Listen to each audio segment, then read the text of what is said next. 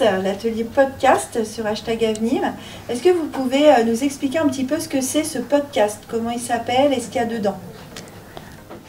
C'est un podcast, le sujet c'est le rêve et tout ce qui est dedans c'est la chronique et le conducteur aussi. Ouais, il s'appelle Dans le vif du sujet. C'est le premier fait par Fodeno pour Hashtag Avenir. Donc le premier thème c'est le rêve, sur le thème du rêve. Et après, chacun a fait sa partie de chronique. Donc, on avait pas mal de sujets qui parlent tous de rêves. Moi, par exemple, j'ai travaillé sur le rêve dans la médecine. Il y avait Franck qui a travaillé sur... L'attrape-rêve. Et Jessica. Le rêve prémonitoire. Donc, ça fait des thèmes assez différents, mais qui se regroupent sur le même thème du rêve. Ouais. Donc ça n'a pas été, pour moi ça n'a pas été compliqué, parce que moi je suis plutôt créatif, donc moi j'ai bien aimé rédiger, faire des recherches sur internet. Je ne sais pas vous, votre ressenti?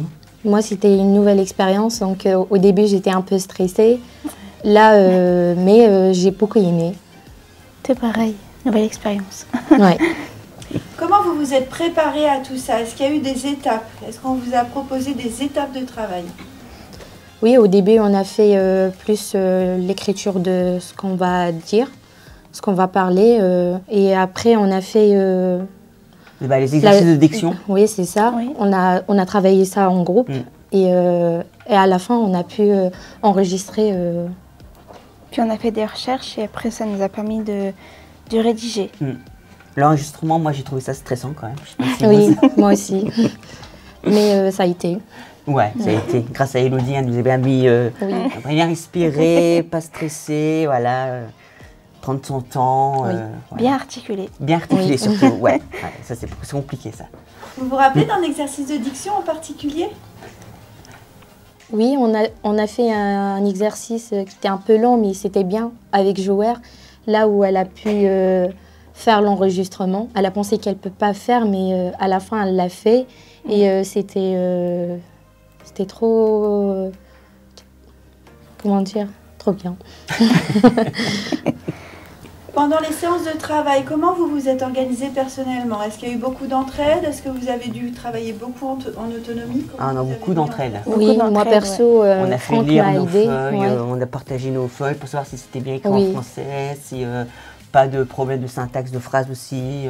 C'était plus un travail d'équipe. Ouais, un travail d'équipe. Ouais. Mais on a travaillé au début pour les recherches, c'était en autonomie. Oui, c'est ça. La rédaction aussi. La rédaction aussi, et après on a partagé nos travaux pour voir si ça faisait bien français entre guillemets. Oui, c'est ça. Ça sonnait bien et voilà quoi.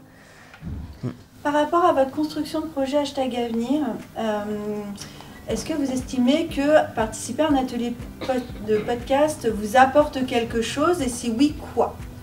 Moi personnellement, c'est dans le savoir-être, la confiance en soi. Et ça fait pour moi une nouvelle expérience, donc c'est plus la confiance en soi que j'ai pu travailler dans ce podcast. Moi, ça m'a permis d'un peu de diminuer ma timidité et de hausser un petit peu la voix. Et moi, pareil, pas pour la timidité, mais c'est plus pour l'expression orale, savoir parler devant bien s'exprimer en fait. C'était pratique. Merci.